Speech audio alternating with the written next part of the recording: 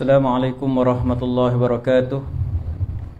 Innal hamdalillah nahmaduhu wa nasta'inuhu wa nastaghfiruh wa na'udzu billahi min syururi anfusina wa min sayyiati a'malina. May yahdihillahu fala mudhillalah wa may yudlil fala hadiyalah. Asyhadu an la ilaha illallah wahdahu la syarikalah wa asyhadu anna Muhammadan abduhu wa rasuluh. Fa inna asdaqal hadithi kitabullah wa khairal hadi hadi Muhammadin sallallahu alaihi wasallam wa syarrul umuri muhdatsatuha wa kullu muhdatsatin bid'ah wa kullu bid'atin dalalah wa kullu dalalatin finnar atau kama qala Mustafa sallallahu alaihi wasallam. Alhamdulillah, kita panjatkan syukur pada Allah Subhanahu wa taala kerana pada malam ini kita dapat menyambung pengajian kita berkaitan fiqh al-asma al-husna, yang mana pada minggu yang lalu kita telah membincangkan nama Allah Subhanahu wa taala Al-Khaliq, Allah yang mencipta. Jadi insya-Allah pada malam ini kita akan masuk kepada nama Allah Subhanahu wa taala yang seterusnya, iaitu Al-Malik. Al-Malik atau Al-Malik, yang mana kita akan bercerita tentang Allah Subhanahu wa taala sebagai pemerintah, raja kepada segala raja. Jadi kita akan lihat beberapa ayat Al-Quran yang ada berkaitan sifat kekuasaan Allah atau sifat pemerintahan Allah Subhanahu wa taala. Jadi kita lihat muka surat 157 dalam buku kita Fiqh Asma Al-Husna. Disebutkan di sini Al-Malik. Ada dua perkataan yang digunakan dalam Al-Quran untuk menyebutkan Allah sebagai yang maha menguasai, yang maha memerintah. Pertama, Al-Malik, Mim Lam Kaf. Yang kedua, Al-Malik, Mim Lam Ya Kaf. Kedua-duanya membawa maksud Allah Subhanahu wa taala yang maha menguasai, Allah Subhanahu wa taala yang maha memerintah. Cuma apabila satu kata nama itu dia ada tambahan huruf, macam dalam isu ni, yang kedua tu Al-Malik, dia ada ya, lepas huruf lam dia ada ya. Jadi kalau dalam kaedah bahasa Arab itu nak menunjukkan mubalaghah, untuk menunjukkan lebih lagi. Misalnya kita sebut orang yang mendengar ataupun besar. Besar apa? Kabir. Dia yang besar. Tapi bila sebut kabir, dia lagi besar. Maksud nak menunjukkan lebih.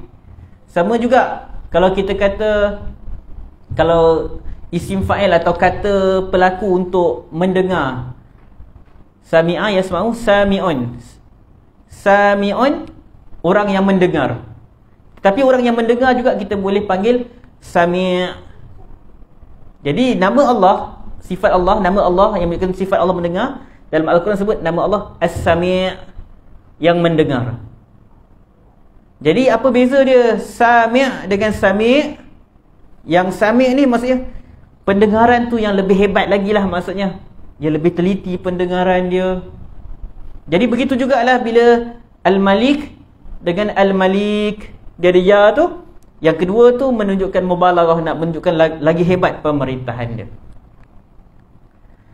Cuma sebelum kita masuk dalam bab tersebut, kalau kita lihat dalam surah Al-Fatihah, surah Al-Fatihah, sebelum kita masuk dalam buku ni, Maliki Yaumiddin, Mim, Alif, Lam, Kaf. Kan yang bacaan yang biasa dibaca kita, masyarakat kita, ma tu akan dipanjangkan, Maliki Yaumiddin. Kadang-kadang kalau kita dengar ada orang jadi imam, dia pilih bacaan yang lain, dia tak panjangkan mim tu, dia tak matkan. Jadi dia terus baca Maliki Yaumiddin, Maliki dengan Maliki. Jadi apa beza dia? Kedua-dua bacaan tu boleh. Kedua-dua bacaan tu ada riwayat dia. Jadi kedua-dua bacaan itu betul. Kedua-dua tu bacaan yang mutawatir. Sebab syarat untuk diterima sesuatu qiraat itu, antara syaratnya dia mesti mutawatir. Mutawatir lah. Saya terangkan secara ringkas saja. Cuma bila berlaku pertambahan huruf pada satu perkataan, maka kita tahu dia akan mengubah maksud dia. Jadi bila berlaku perbezaan pada bacaan bagi setiap qiraat ini, ada kalanya perbezaan pada bacaan itu dia tidak memberi kesan kepada makna. Dan ada pula sebahagian perbezaan bacaan itu dia memberi pengaruh pada makna.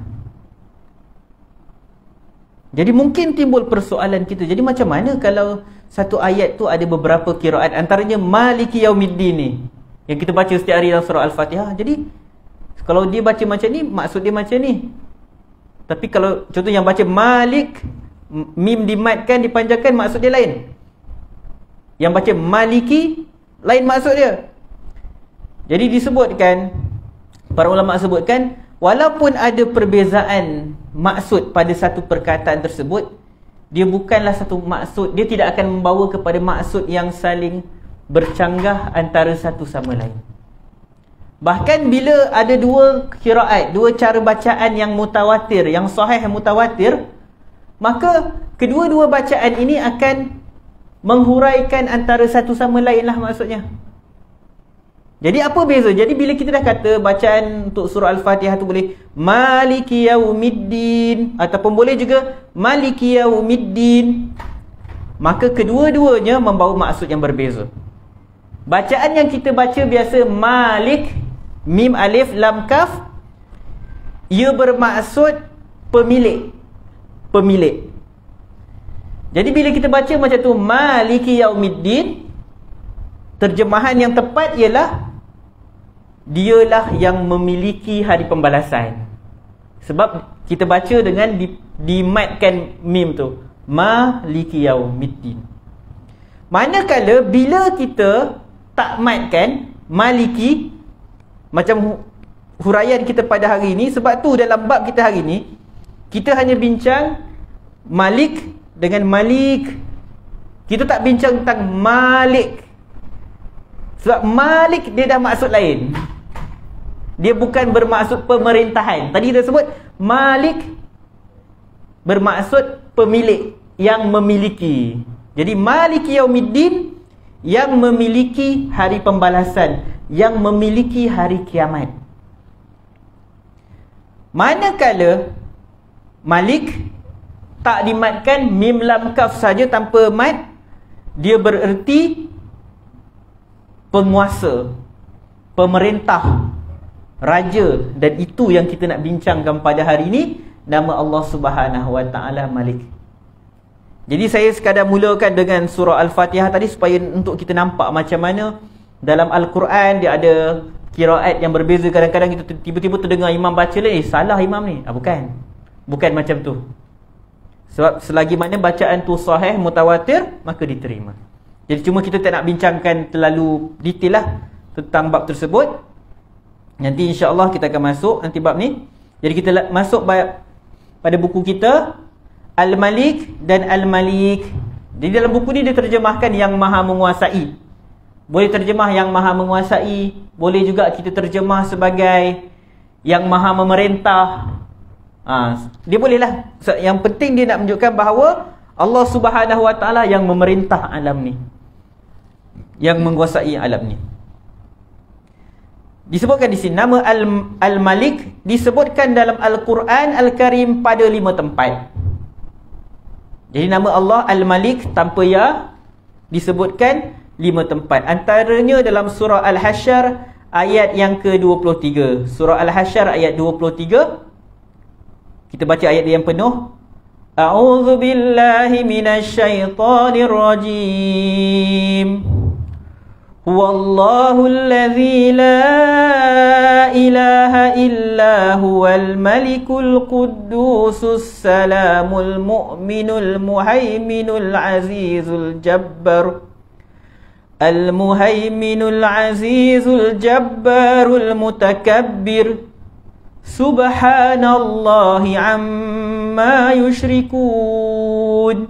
Dialah Allah Subhanahu wa ta'ala yang tiada Tuhan yang berhak disembah selain Dia. La ilaha illahu al-Malik.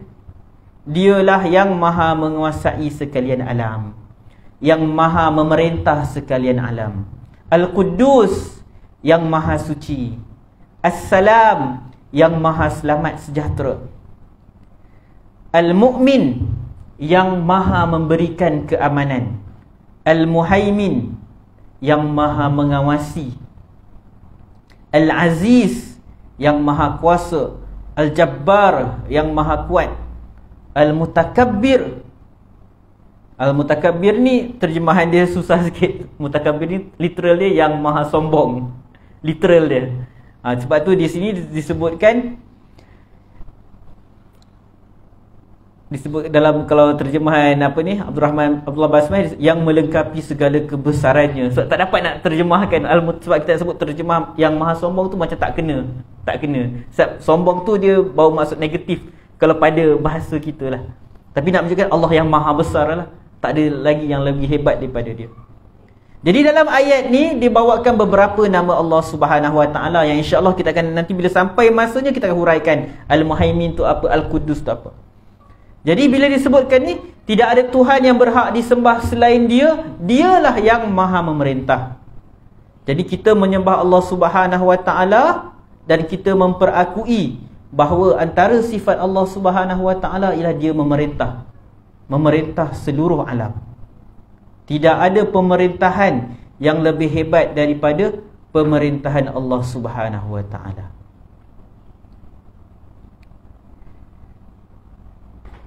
Okey. Jadi berlaku perbezaan pendapat di kalangan ulama. Sebab kita dah bincang tadi. Malik yang memiliki, Malik yang memerintah. Cuma ulama berbahas mana di antara kedua nama ni, mana yang orang kata ablagh. Ablagh ni maksudnya yang lebih, orang kata kalau kita boleh terjemah, yang lebih mulia atau yang lebih hebat lah. Antara nama Allah Malik dengan Malik, mana yang lebih hebat? Jadi ulama berbeza pendapat tentang perkara ni. Imam At-Tantawi dalam tafsir dia menyatakan Malik membawa maksud pemilik, manakala Malik penguasa. Maka sebagian ulama menyatakan ada yang kata Malik yang maha memerintah itu lebih umum dan lebih ablagh, lebih maksudnya menunjukkan lebih kemuliaan lah. Ini kerana setiap yang memerintah pasti dia memiliki. Tadi kita sebut Malik yang memiliki, kan, manakala Malik yang memerintah. Jadi Imam Syaukani nukilkan pendapat sebagian ulama, dia kata sebab setiap yang memerintah pasti dia memiliki. Sebab kalau tak ada tempat, kenapa seseorang tu, atau kita dalam konteks manusia, kenapa seseorang dipanggil pemerintah? Sebab dia ada wilayah atau kawasan, teritori yang dia miliki dalam pemerintahan dia. Dia tak akan dipanggil pemerintah kalau dia tak ada kawasan dia perintah. Dia perintah siapa? Macam kita ada agung. Jadi agung tu pemerintah negara kita. Jadi ada teritori dia. Jadi sebagai ulama kata sudah pastilah yang maha memerintah ni maksud dia lebih mendalam daripada yang maha memiliki. Sebab tak semua yang memiliki tu memerintah. Antara contoh yang para ulama sebut, sebab tak semua orang yang memiliki harta benda dia ada kemampuan untuk tasarruf. Tasarruf ni maksudnya menguruskan harta dia. Walaupun dari segi pemilikan tu pemilikan mereka. Saya nak bagi faham ni. Misalnya para ulama bagi contoh, anak-anak, seorang anak kecil, kanak-kanak belum memayis misalnya, dia kematian ibu bapa je, adalah harta warisan kan, pusaka dapat kat dia bahagian dia. Pemilikan dia tu sah tak sah? Dia memiliki harta dia. Harta tu dia miliki. Tapi boleh ke anak-anak ni dia belanjakan suka hati dia? Tak boleh. Sebab dia tidak ada hak tasarruf tu untuk menggunakan, untuk menguruskan harta dia. Jadi kena wali dia, penjaga dia yang uruskan, nak beli baju sekolah dia ke apa. Tak boleh bagi kat dia kan habis dia beli gula-gula semua kan. Sebab dia isu harta ni ada perbahasan tentang orang yang memayis. Siapa yang dia ada memiliki pemilikan mutlak, tapi dia belum lagi dibenarkan untuk guna harta tu, untuk belanjakan harta tersebut, supaya untuk mengelakkan mudarat kepada dia. Jadi para ulama yang kata Malik ni lebih ablagh daripada Malik, dia berkata sebab bila Allah, seseorang tu menguasai, confirm dia memiliki. Tapi orang yang memiliki tak semestinya dia menguasai. Tapi ada ulama dia berpendapat sebaliknya. Ada yang kata tak. Tapi dari sudut Allah, kalau kita kata Allah tu memiliki sesuatu, of course dia menguasai benda tu. Jadi perbahasan ulama lah, sekadar dari sudut bahasa lah benda-benda ni. Dia tidaklah ada hadis Nabi SAW yang secara spesifik bagi tahu yang ni lebih mendalam maksud dia berbanding yang ni. Jadi sekadar saya nak kongsi perbahasan ulama tentang perkara tersebut lah. Jadi kita dah faham Al-Malik yang bermaksud Allah yang Maha Memerintah. Jadi kita lihat dalil yang kedua dalam surah Al-Mu'minun ayat yang ke-116. Kata Allah Subhanahu wa taala, "Fata'ala Allahul Malikul Haqq, la ilaha illahu Rabbul Arshil Karim." Maha tinggi Allah Subhanahu wa taala. Al-Malikul Haqq, sebenar-benar pemerintah. Allah yang merupakan sebenar-benar pemerintah. Al-Malikul Haqq. Tidak ada Tuhan yang berhak disembah selain dia. Dialah Rabb. Rabb ni kita bincang sebelum ni, yang mengatur, yang mentadbir, yang mencipta. Dialah Rabb kepada Arash yang mulia. Kita dah sebut Arash sebelum ni, kita dah bincang Arash adalah makhluk yang sangat luas. Makhluk yang sangat luas. Sebab tu dalam ayat Quran digunakan, bila disebut tentang Arash, dia akan gunakan kalimah Ar-Rahman. Ar-Rahmanu 'alal arsy istawa. Ar-Rahman, dia bersemayam, dia tinggi di atas Arash. Kenapa guna Ar-Rahman? Jadi antara yang Ibn Qayyim sebutkan untuk menunjukkan keluasan rahmat Allah Subhanahu wa taala. Sebab Arash tu luas. Jadi pastilah Allah yang mentadbir, yang menguasai Arash tersebut. Bila disebut Ar-Rahman, yang Maha memberi rahmat, maka rahmat dia juga meluas, lebih luas daripada luasnya Arash dia. Kita lihat ayat yang seterusnya. Ayat yang seterusnya pula nak menunjukkan ayat Al-Quran yang menggunakan perkataan Malik, yang Mim, Lam, Ya, Kaf. Surah Al-Qamar ayat 54-55. Kata Allah Subhanahu wa taala, Innal muttaqina fi jannatin wa nahar. Sesungguhnya orang-orang yang beriman itu, fi jannatin wa nahar. Sesungguhnya orang-orang beriman itu di dalam syurga, di dalam taman-taman dan sungai-sungai. Dalam syurga, kalau kita lihat dalam ayat Al-Quran, dia ada sungai-sungai yang mengalir. Padanya ada sungai daripada susu, sungai daripada arak. Fi jannatin wa nahar. Fi maq'adi sidqin 'inda malikim muqtadir.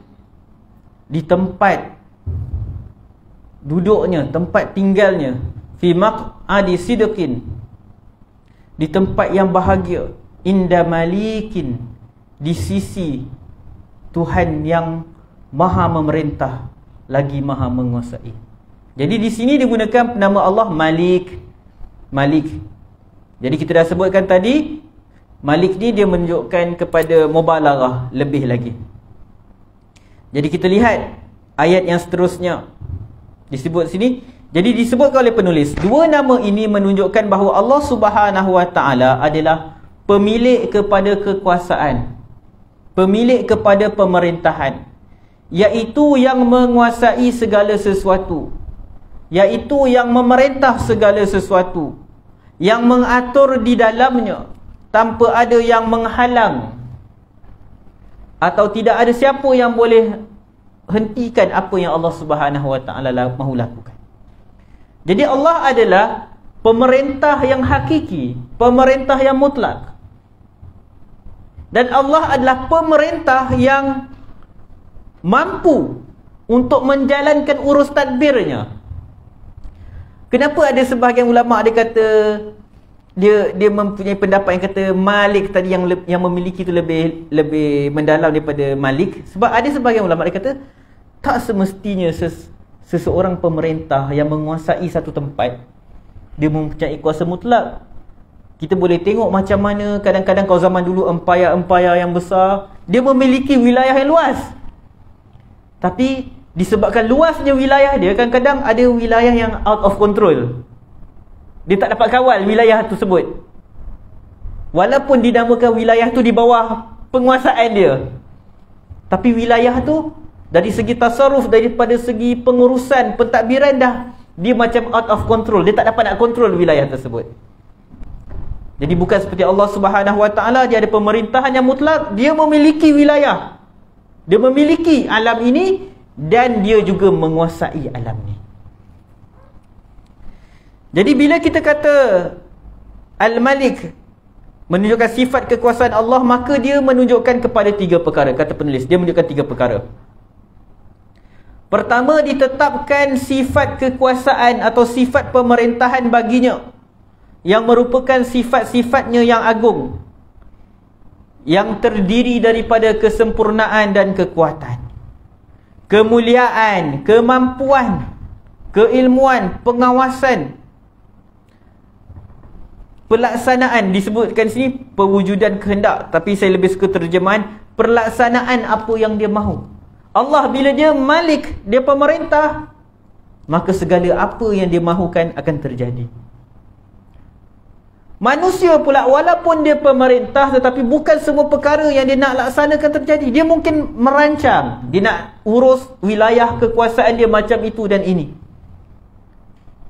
Dia nak pastikan negara, mungkin kalau seorang pemerintah, dia nak pastikan mungkin tahun ni ekonomi negara dia macam mana. Dia merancang dan dia berusaha, tetapi belum tentu apa yang dia nak lakukan tu akan terjadi. Sebaliknya Allah Subhanahu Wa Taala sebagai pemerintah, apa yang dia nak lakukan dalam pemerintahan dia pasti akan terjadi. Kesempurnaan dalam pengaturan, kasih sayang, hukum yang meliputi semua alam semesta, ini semua menunjukkan pemerintahan Allah Subhanahu Wa Taala. Kita lihat ayat yang seterusnya dalam surah Ali Imran. Surah Ali Imran ayat 189. Walillahi mulkus samawati wal ard wallahu ala kulli syai'in qadir. Walillah, milik Allah. Allah memiliki mulkus samawati wal ard. Bila kita sebut walillah, menunjukkan milik Allah. Lam tu, li tu menunjukkan milik dia. Walillahi mulkus samawati wal ard. Allah memiliki mulkun. Mulkun tu pemerintahan lah. Mulkus samawati wal ard. Allah memiliki pemerintahan langit dan bumi. Wallahu ala kulli syai'in qadir. Dan Allah berkuasa ke atas segala sesuatu.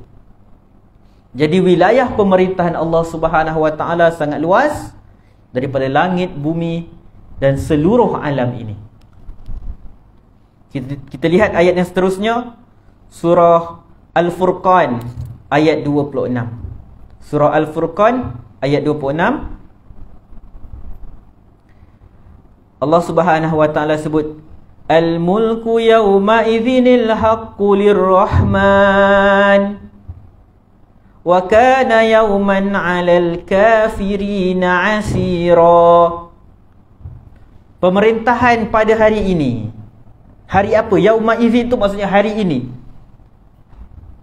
iaitu pada hari kiamat, pada hari kebangkitan. Kata Allah, pemerintahan pada hari ini, sebenar-benar pemerintahan pada hari ini hanyalah dimiliki oleh Ar-Rahman, hanya dimiliki oleh Allah Subhanahu Wa Taala. Wa kana yauman 'alal kafirina 'asira. Hari kiamat itu, hari kebangkitan itu, ia merupakan hari yang sangat sukar bagi orang-orang yang kafir. Ia hari yang penuh dengan kesusahan dan kesukaran bagi orang-orang yang kafir. Jadi kenapa dikatakan al-mulku yauma idzil haqqu lirrahman? Pada hari ini pemerintahan yang sebenar-benarnya hanyalah milik Ar-Rahman. Sedangkan sebenarnya sebelum hari kiamat pun Allah dah menjadi pemerintah. Jadi kalau dilihat dalam kitab-kitab tafsir, maka diterangkan nak menunjukkan bahawa pada hari kiamat ini tidak ada pemerintah langsung. Di dunia ini kita memang ada pemerintah mutlak adalah Allah Subhanahu Wa Taala.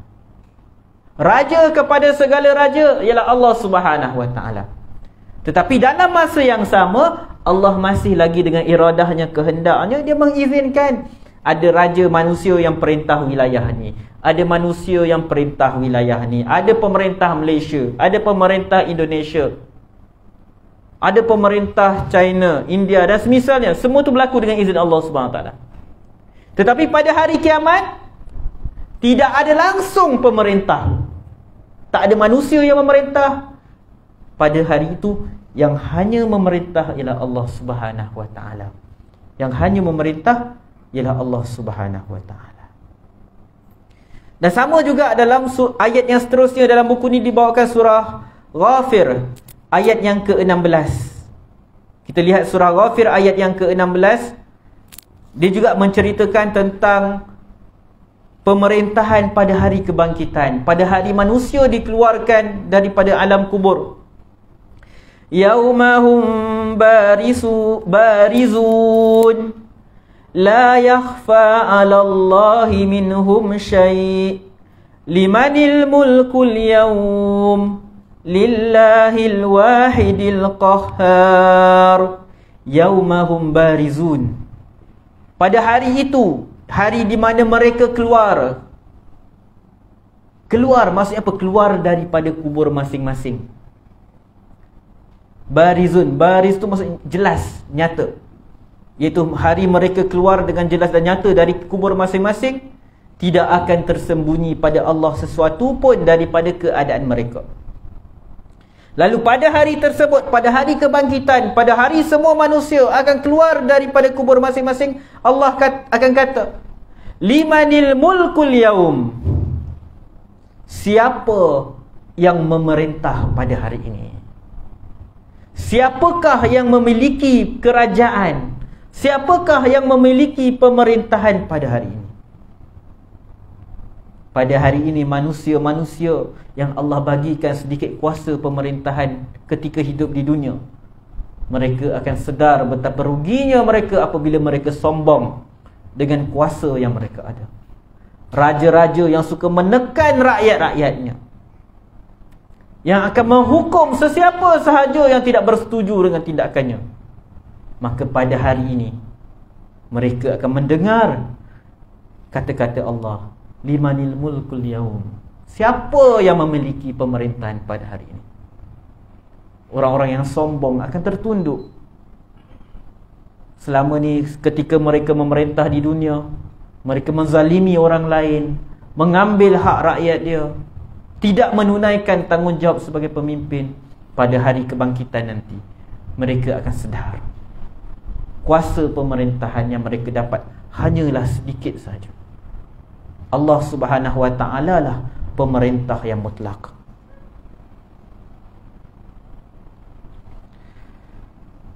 Yang kedua disebutkan di sini, semua makhluk. Tadi kita sebut yang pertama, bila kita katakan bahawa Allah yang maha menguasai, pertama dia menunjukkan sifat memerintah atau sifat Allah sebagai penguasa. Yang kedua, bila kita kata Allah maha memerintah, maha menguasai, maka ia menunjukkan bahawa semua makhluk, sama ada manusia atau haiwan, sama ada dia seorang raja ataupun hamba, semuanya sentiasa perlu kepada Allah Subhanahu Wa Taala.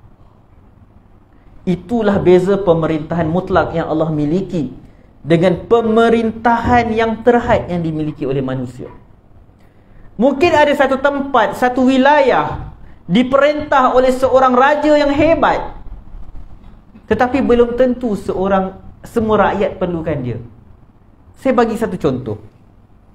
Mungkin ada satu raja, dia sangat hebat, sangat baik, pemurah pada rakyat dia. Tetapi mungkin ada rakyat yang tinggal di hujung sana, duduk dalam hutan. Dia tak tahu pun raja dia siapa. Dia tak perlukan pun raja dia. Dia masih boleh hidup. Kita bagi contoh, orang yang duduk dalam hutan, dia tak jumpa dengan manusia. Dia tak tahu pun siapa pemerintah dia, siapa raja tempat dia, siapa Perdana Menteri dia. Dia duduk dalam hutan, nak makan, dia pergi berburu, makan buah-buahan, pokok. Apa raja buat, siapa perintah, siapa tumbang, siapa kalah, siapa menang, tak ada kaitan dengan dia. Jadi pemerintah, walaupun secara umumnya rakyat perlukan pemerintah, kita perlukan pemerintah untuk diuruskan keselamatan ekonomi negara kita, tapi bukanlah semua rakyat perlukan pemerintah. Ada je manusia yang dia boleh hidup di dunia ni tanpa dia ambil peduli pun siapa raja dia. Raja dia zalim ke adil ke? Dia duduk dalam hutan seorang-seorang. Apa yang berlaku dia tak tahu pun kadang-kadang. Tetapi Allah Subhanahu Wa Taala, bila kita kata Allah pemerintah, maka semua manusia, semua makhluk perlukan kepada Allah Subhanahu Wa Taala. Itu menunjukkan pemerintahan Allah, penguasaan Allah dalam wilayah pentadbirannya yang tidak terhad, satu penguasaan yang mutlak.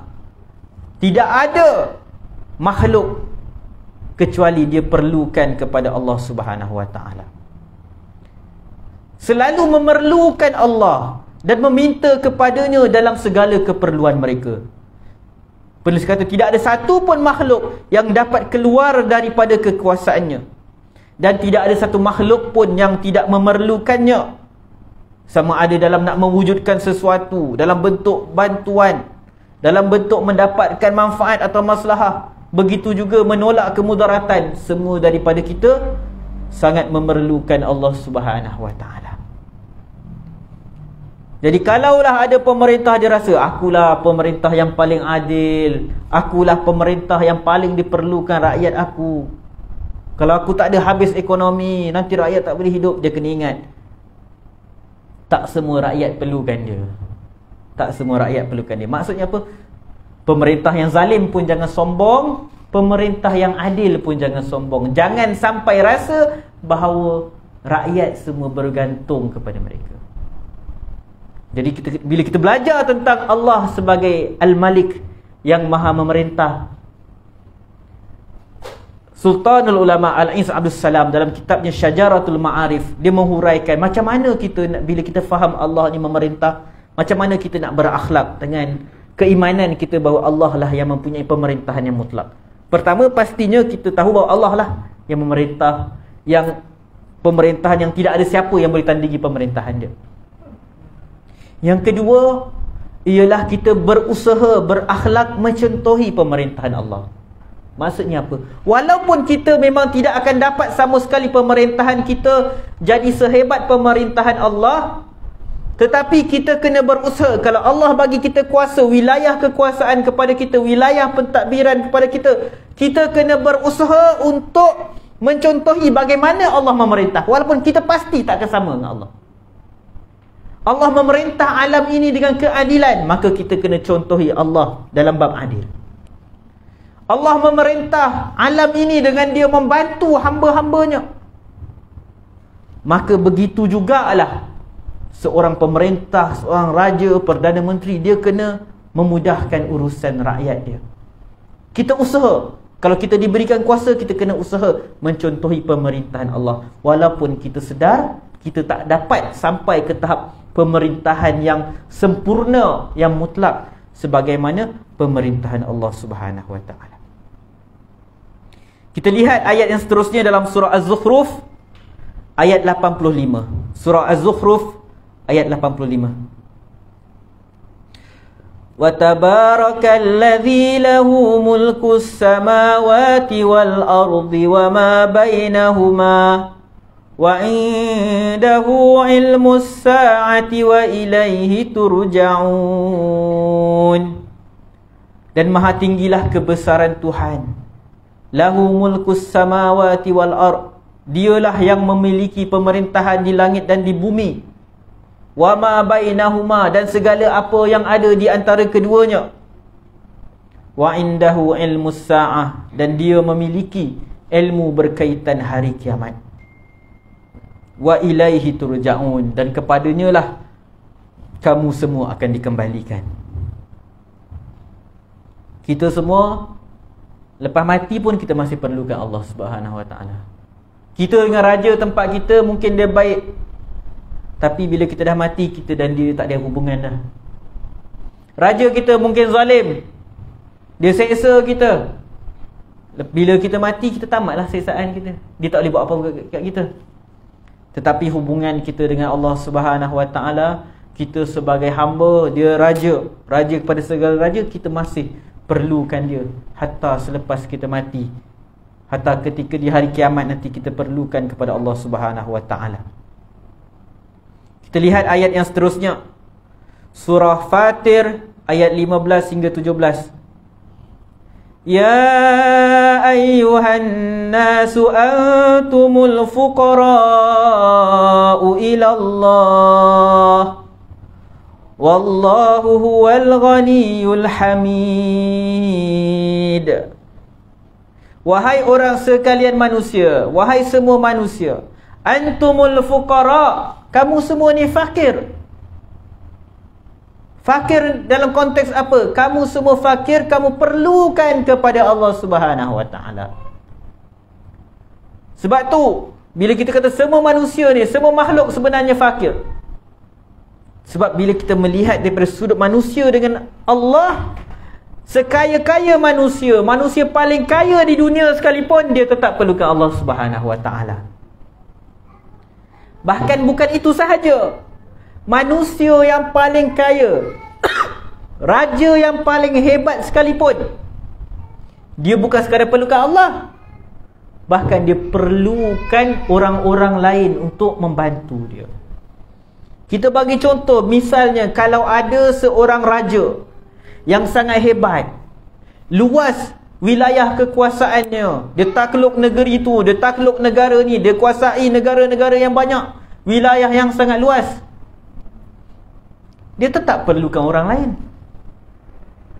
Dia misalnya, dia tetap perlukan gubernur, dia tetap perlukan tentera-tentera dia untuk kawal keadaan. Dia tetap perlukan orang lain.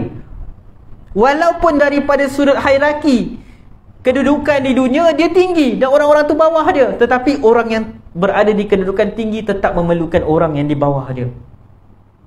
Sebab tu Allah kata antumul fuqara, kamu semua fakir. Tak kira kamu hamba ke, kamu tuan ke, kamu raja ke, kamu rakyat ke, kamu kaya ke, kamu miskin, tapi kamu fakir. Dalam konteks kamu sentiasa memerlukan kepada yang lain, apatah lagi kamu sentiasa perlu kepada Allah Subhanahu Wa Taala. Kemudian Allah sebut yang sebaliknya pula, wallahu huwal ghani. Allah dialah yang maha kaya. Apa maksud Allah maha kaya? Allah tak perlukan kepada benda lain. Apa yang manusia buat tak bagi kesan dekat Allah Subhanahu Wa Taala. Orang kaya yang berjuta-juta duit dalam bank dia, kalau dia tiap hari bagi kat orang duit, berkurang juga duit dalam akaun dia, kan? Pemerintah yang luas kawasan tadbir dia, wilayah kekuasaan dia luas, dia lepaskan satu wilayah dia, berkuranglah tanah jajahan dia. Tetapi Allah Subhanahu Wa Taala, kalau semua makhluk meminta kepada Allah dan Allah bagi tunaikan semua permintaan makhluknya, tak berkurang sikit pun daripada Allah Subhanahu Wa Taala. Itulah maksud Al-Ghani, yang maha kaya. Apa yang manusia buat, apa yang makhluk buat, tak bagi kesan dekat Allah. Kita kaya-kaya mana kita pun akan berlaku juga kekurangan. Kita bagi benda dekat orang, berkuranglah harta kita. Iyasha yudhhibukum wa ya'ti bi khalqin jadid. Allah yang maha kaya tadi, kalau dia nak, iyasha yudhhibukum, jika dia nak, dia boleh binasakan kamu. Wa ya'ti bi khalqin jadid, dan dia datangkan makhluk yang baru. Jadi itulah Allah Subhanahu Wa Taala Al-Ghani, yang mana dia tak perlukan kepada makhluk, sebaliknya makhluk-makhluk yang perlukan kepada dia. Kita tengok ayat yang seterusnya, surah Al-Ankabut ayat yang ke-60. Al-Ankabut ayat yang ke-60. Wa ka'ayyim min dabbatin la tahmilu rizqaha Allahu yarzuquha wa iyyakum. Wa ka'ayyim min dabbah, dan ingat berapa banyak dabbah, haiwan, la tahmilu rizqaha, haiwan-haiwan ini dia tak mampu nak bawa rezeki dia sendiri. Allahu yarzuquha wa iyyakum, Allah yang bagi rezeki kepada haiwan-haiwan itu dan kepada kamu. Bila Allah bagi tahu, kamu cuba tengok haiwan-haiwan ni, kalau kita tengok kecil je dia, macam mana dia cari makanan sendiri, tapi ada je rezeki dia. Kalau kita tengok daripada segi haiwan tu, saiz dia, kecilnya dia, macam mana dia nak cari rezeki sendiri? Dia mesti tak mampu cari rezeki, mesti tak mampu cari makan. Tapi kata Allah, Allahu yarzuquha, Allah lah yang memberikan rezeki kepada haiwan-haiwan tu, kepada dabbah tadi tu, haiwan-haiwan tadi. Wa iyyakum, dan dia juga yang bagi rezeki kepada kamu. Wa huwas sami'ul alim, dan dialah maha mendengar lagi maha mengetahui. Jadi Al-Imam Asy-Syaukani rahimahullah dalam Fathul Qadir, dia membawakan, dia menerangkan bahawa ayat ni Allah Subhanahu Wa Taala nak mengingatkan manusia untuk tawakal kepada dia, supaya manusia fikir. Kadang-kadang ada manusia dia putus asa daripada rahmat Allah Subhanahu Wa Taala. Dia mungkin dia tak dapat apa yang dia nak, dia hidup dalam kemiskinan, dia rasa habislah dia, tak cukup makan dan semisalnya. Jadi Allah Subhanahu Wa Taala mahu manusia fikir. Mungkin dia kata, aku tak mampu nak kerja, tak mampu nak cari rezeki. Ada orang manusia dia putus asa. So, cubalah berniaga, tak mampu. Cubalah buat ni, tak mampu. Cubalah buat tu, tak mampu. Semua tak mampu, tak mampu, tak mampu. Dia kata, mungkin dia akan kata, hidup aku memang dah macam ni, tak mampu nak buat benda-benda ni semua, tak mampu nak cari rezeki. Jadi Allah suruh fikir, cuba tengok haiwan tu, ada haiwan yang kecil, kau nak fikir logik, dia pun tak mampu cari rezeki, tapi ada je rezeki dia. Jadi kenapa kamu tak boleh fikir kalau haiwan yang kecil ni pun ada rezeki dia? Kamu yang manusia Allah bagi kekuatan, takkan tak ada kemampuan nak cari rezeki? Dan dalam hadis yang sahih riwayat At-Tirmizi, Nabi SAW bagi permisalan dalam bab tawakal. Daripada Umar Al-Khattab, Nabi SAW kata, "Lau annakum kuntum tawakkaluna 'ala Allah haqqa tawakkuli." Kalau kamu semua ini bertawakal dengan sebenar-benar tawakal kepada Allah Subhanahu Wa Taala, la ruziqtum, nescaya Allah akan bagi rezeki kepada kamu, kama turzaqut tayr, sebagaimana diberinya rezeki kepada seekor burung. Allah, kalau kamu tawakal, Allah akan bagi rezeki kepada kamu sebagaimana diberikan rezeki kepada seekor burung. Taghdu khimasa, dia keluar pada waktu pagi dan perut dia kosong. Wataruhu bitana, dan dia pulang pada waktu petang dalam keadaan perut dia berisi, kenyang. Jadi kita sambung huraian kita insya-Allah selepas azan. Azan dahulu.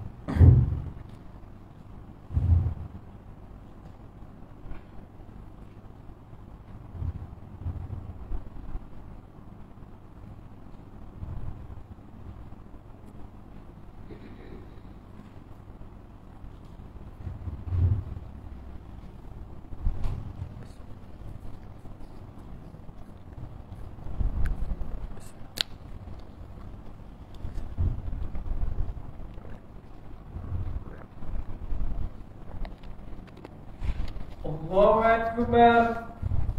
Allahu Akbar. Allahu Akbar. Allahu Akbar. Minum air sikit. Asyhadu an la ilaha illallah.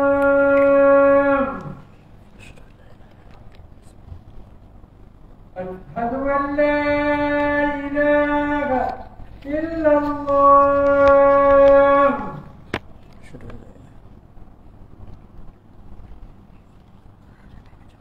Asyhadu anna Muhammadan Rasulullah.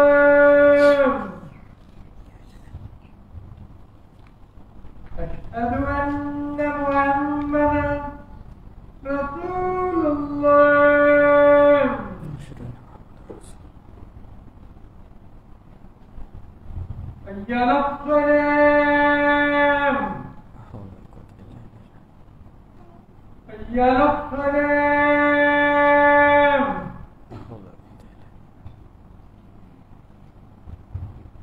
حي على الفلاح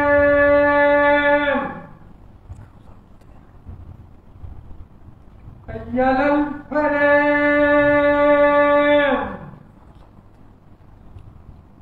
الله أكبر الله أكبر Allah. لا إله إلا الله La ilaha illallah. Allahumma salli ala Muhammad wa ala ali Muhammad. Allahumma rabb hadhihi da'wati tammah was salati al-qa'imah. Ati Muhammad wasilata wal fadilah wa ba'as maqama Muhammad alladhi raditu billahi rabba bi islami. Bismillahirrahmanirrahim. Kita sambung huraian kita. Kita lihat dalam kitab kita muka surat 158 bahagian bawah tersebut. Jadi tadi bila kita kata Allah Al-Malik yang menguasai, yang memerintah, maka pertama kita sebutkan tentang sifat pemerintahan Allah, sifat kekuasaan Allah. Yang kedua, bila kita beriman Allah Al-Malik, menunjukkan bahawa kita berkeyakinan bahawa kita semua makhluk perlu kepada Allah Subhanahu Wa Taala. Yang ketiga, pernah sebutkan apabila kita beriman bahawa Allah lah yang maha memerintah Al-Malik, maka kita mempercayai baginya dia memiliki pengaturan, pemerintahan yang pasti terlaksana. Apa yang dia nak dalam pemerintahan dia pasti akan berlaku. Dia mentakdirkan bagi makhluknya apa yang dia kendaki dan menghukumi dengan apa yang dia kendaki. Tidak ada sesuatu pun yang dapat menolak takdirnya. Tidak ada sesuatu pun yang dapat mengalahkan hukumnya. Sama ada hukum secara syar'i ataupun kauni. Jadi kita lihat di sini, penulis bahagikan hukum-hukum Allah Subhanahu Wa Taala ni kepada 3 bahagian. Pertama, hukum takdiri, hukum bentuk takdir. Dalam bentuk mewujudkan sesuatu, Allah membantu makhluk menghidupkan, mematikan. Semua itu berada pada takdir Allah Subhanahu Wa Taala. Iaitu hukum takdiri. Yang kedua pula menunjukkan hukum-hukum yang berbentuk syariat. Maka Allah Subhanahu Wa Taala mengutus para rasul, menurunkan kitab-kitabnya, mensyariatkan hukum hakamnya, dan dia menciptakan manusia juga untuk tujuan melaksanakan hukum yang satu dan memerintahkan mereka untuk taat pada dia. Sebab tu Allah sebut, wa ma khalaqtul jinna wal insa illa liya'budun. Aku tak ciptakan jin dan manusia kecuali untuk beribadah kepadaku. Jadi mereka memerintahkan mereka untuk berjalan di atas hukumnya. Allah memerintahkan manusia untuk berjalan di atas hukumnya dalam masalah akidah, akhlak, sama ada dalam bentuk ucapan, perbuatan, perkara yang lahir maupun batin, dan melarang mereka daripada melampaui atau melanggar hukum hakam ini. Jadi hukum Allah ada pertama takdiri, yang kedua berkaitan hukum hakam, yang ketiga berkaitan pembalasan, iaitu pembalasan atas semua perbuatan yang baik maupun yang buruk di dunia dan di akhirat. Memberikan pahala kepada mereka yang melakukan ketaatan dan menghukum atau menyeksa mereka yang melakukan kemaksiatan. Semua hukum Allah ini mengikut kepada keadilan dan hikmahnya, dan semua ini termasuk dalam kekuasaan atau pemerintahannya. Jadi bila kita dah kata inilah ciri-ciri pemerintahan Allah, dalam pemerintahan Allah dia ada mentakdirkan sesuatu kepada makhluk dia. Dia ada mensyariatkan sesuatu kepada makhluk dia. Dia ada menggariskan garis panduan undang-undang kepada makhluknya. Dan dia ada pembalasan untuk makhluk-makhluknya.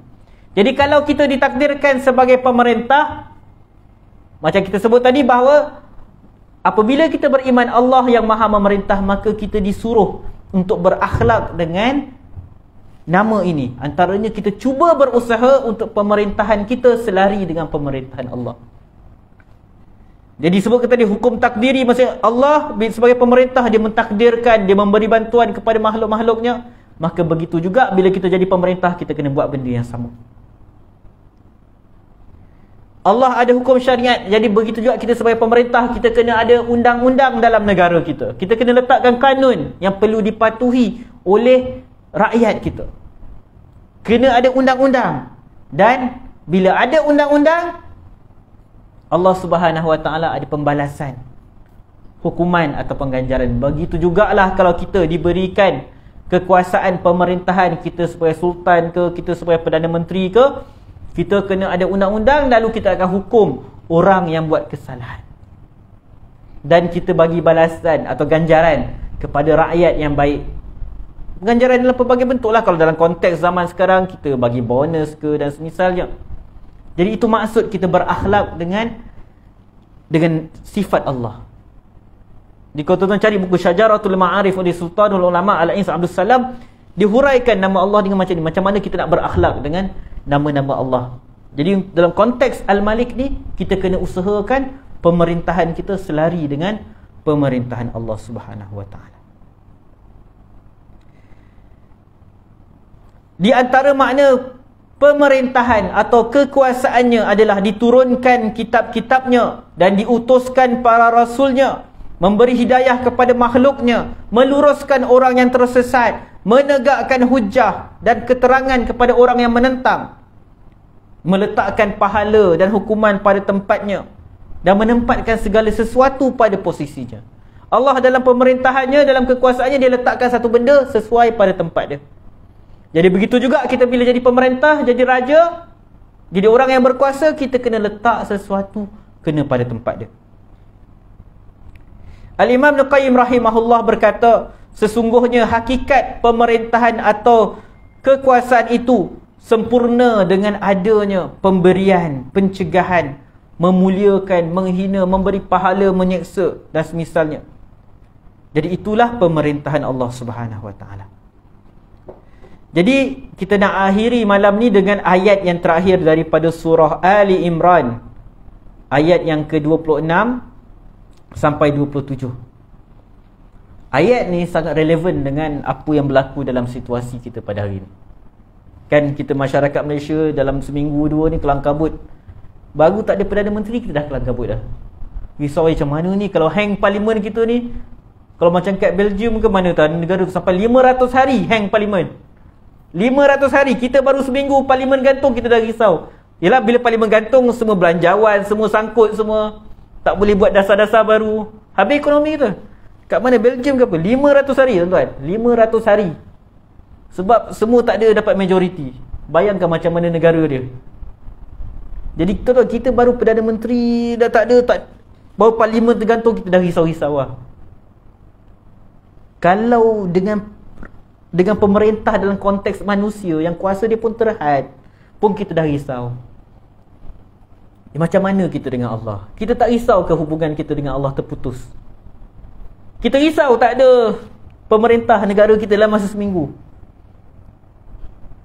Dan kita lupa kepada satu pemerintah yang dia sentiasa ada. Apa pun berlaku kat dunia ni, dia sentiasa ada. Dan ayat yang kita baca ni, Allah sebut tentang sifat dia, Malikul Mulk. Malikul Mulk. Allah sebut, Qulillahumma malikal mulki tu'til mulka man tasha'. Katakanlah wahai Muhammad, Allahumma. Allahumma ni kalau kita baca doa, ya Allah maksudnya, ya Allah, Malikal mulki. Allah suruh Nabi Muhammad sebut macam ni, ya Allah, Malikal mulki, engkaulah yang memiliki. Malik kita dah sebut tadi, yang memiliki kan. Jadi Allah sebut kat sini, Allah suruh Nabi Muhammad sebut, ya Allah, engkaulah Malik, pemilik, Al-mulki, engkaulah pemilik pemerintahan. Tu'til mulka man tasha', engkau memberikan kuasa pemerintahan kepada sesiapa yang engkau kehendaki. Wa tanzi'ul mulka mimman tasha', dan engkau tarik balik kuasa itu daripada sesiapa yang engkau kehendaki. Jadi tuan-tuan, kalau siapa yang rasa seronok sangat parti dia menang tu, relax tu. Allah yang bagi kuasa pemerintahan, dan Allah bila-bila masa boleh tarik balik kuasa pemerintahan. Dan yang parti dia tak menang, calon PM dia tak menang, relax. Allah yang naikkan pemerintah. Kadang-kadang benda-benda macam ni kena tanya kat kita boleh. Kita ni beriman ke tak dengan qada dan qadar? Allah dah naikkan satu pemerintah. Tanggungjawab kita sebagai rakyat apa dia? Dengar, taat, nasihat dan doakan pemerintah kita. Bukan manhaj Ahlussunnah wal Jamaah, satu pemerintah telah naik, kita cuba tumbangkan dia. Perkataan saya ni untuk umum, semua, tak kira siapa, parti mana, Allah dah naikkan dia, bagi peluang dia memerintah. Dia salah, kita betulkan.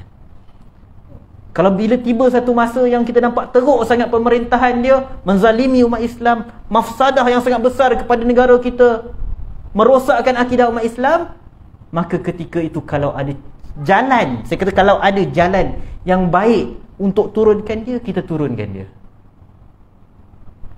Jangan orang tu baru naik, belum apa-apa kita dah relax. Allah yang bagi pemerintahan, relax, tenang. Nabi SAW dah ajar kita macam mana nak hadapi situasi macam ni. Kita tak suka macam mana dia pun tak apa. Tak suka tak apa, biasalah. Kita yang tak popular ni pun ada orang tak suka. Ini kan pula ahli politik kan. Kita yang ngajar depan ni pun ada orang tak suka. Normal, tapi Allah dah ajar kita macam mana. Nabi SAW, Allah suruh Nabi SAW sebut, ya Allah, engkau yang memiliki pemerintahan, engkau bagi pemerintahan kepada sesiapa yang kau kendaki, dan engkau tarik pemerintahan daripada sesiapa yang kau kendaki. Wa tu'izzu man tasha', engkaulah yang memuliakan sesiapa yang engkau kendaki. Wa tuzillu man tasha', dan engkaulah yang menghina sesiapa yang engkau kendaki. Ada manusia yang mungkin satu masa dahulu dia jadi manusia dihina oleh orang ramai, tetapi dengan kehendak Allah, Allah muliakan dia. Dan ada manusia yang satu masa dulu mungkin dia dikenang sebagai orang yang banyak berjasa, tetapi Allah rendahkan dia, hinakan dia. Sebab Allah pemerintah, Malikul Mulk, dialah yang memiliki pemerintahan. Tuan-tuan, saya uraikan benda ni bukan nak kempen, saya kata kita rakyat Malaysia kena bersyukur. Allah tarik pemerintah, turunkan pemerintah, naikkan yang lain berapa kali dalam masa 5 tahun. Allah bagi satu nikmat kat kita, nikmat keamanan. Tuan-tuan, waktu tahun 2018 dulu, bila lepas result berubah kan kerajaan kan, pensyarah saya yang orang-orang Arab, dia kata kalau benda ni berlaku kat negara aku, habis. Dia kata huru-hara negara sebab berubah pemerintah kan. Tapi negara kita relax. 2018 berubah, lepas tu 2020 berubah lagi, lepas tu tahun ni berubah lagi. Kita relax. Dan itu satu nikmat sebenarnya Allah bagi kat kita. Apa yang berlaku kat atas, biarlah. Kita sebagai rakyat, kita ada benda yang Allah dah ajar kita. Jadi alhamdulillah, itu nikmat keamanan. Nikmat keamanan yang Allah bagi kat kita. Jadi jangan sesekali cuba rosakkan nikmat tersebut. Nikmat keamanan bila ditarik daripada kita, kita nak pergi sekolah susah, nak cari rezeki susah, nak pergi masjid solat pun susah. Apa pun yang berlaku dalam dunia politik, kita ingat Allah yang naikkan seseorang, Allah yang turunkan seseorang. Bab kata apa Agung sebut dalam titah dia, yang menang tak menang semua, yang kalah tak kalah semua. Yang menang jangan sombong. Hari ni aku naikkan, bila-bila masa Allah boleh turunkan balik. Dan yang kalah relax, jangan nak balas dendam. Kalau Allah tentukan, ditakdirkan di masa depan Allah akan naikkan kamu, Allah akan naikkan kamu. Indahlah bila kita beriman dengan qada dan qadar. Kita relax, hadapi situasi ini dengan penuh aman damai. Biyadikal khair, di tangan engkaulah kekuasaan, di tangan engkaulah kebaikan. Innaka ala kulli syai'in qadir, sesungguhnya engkaulah yang berkuasa di atas segala sesuatu. Jadi ayat yang terakhir ini menunjukkan bagaimana pemerintahan mutlak Allah Subhanahu Wa Taala. Ada pemerintah, dia menguasai satu wilayah pemerintahan, tapi dia tak dapat kontrol siapa gubernur dia. Dia mungkin raja, dia kuasai banyak wilayah, tapi ada satu gubernur kat tempat dia lawan dia, dan dia tak dapat nak tumbangkan gubernur tu. Misalnya saya nak bagi tahu, misalnya kita raja, kita banyak wilayah, kita lantik seorang pemimpin jadi wilayah kat satu wilayah kita tu, tanah jajahan kita tu. Tiba-tiba orang yang kita lantik tu dia lawan kita, dan kita tak berani nak tumbangkan dia, nak tukar gubernur tu, sebab mungkin dia ramai penyokong daripada wilayah tersebut. Itu pemerintahan yang tak mutlak. Nampak tak kita manusia, besar mana pun kekuasaan kita, pemerintahan kita, Kadang-kadang dengan orang yang lagi rendah daripada kita, kita takut. Sebab mungkin dia dapat sokongan ramai, mungkin pengaruh dia kuat. Tapi Allah, dia naikkan seseorang, dia bagi kuasa pemerintahan siapa saja dia nak, dan dia akan tumbangkan sesiapa yang dia nak. Dia muliakan sesiapa yang dia nak, dan dia akan hinakan sesiapa yang dia nak. Wallahu alam. Jadi insya-Allah kita akan sambung huraian kita pada nama Allah Al-Malik. Kita akan masuk minggu depan surah Ar-Rahman. Kulla yaumin huwa fi sya'n. Setiap hari dia berada dalam urusan kesibukan menguruskan makhluk-makhluknya. Wallahu alam. Jadi sebelum kita bersurai, ada sebarang soalan? Muslimin ada soalan? Muslimah? Jadi kita sudahi dengan tasbih kafarah. Subhanakallahumma bihamdika asyhadu an la ilaha illa anta astaghfiruka wa atubu ilaik. Assalamualaikum warahmatullahi wabarakatuh.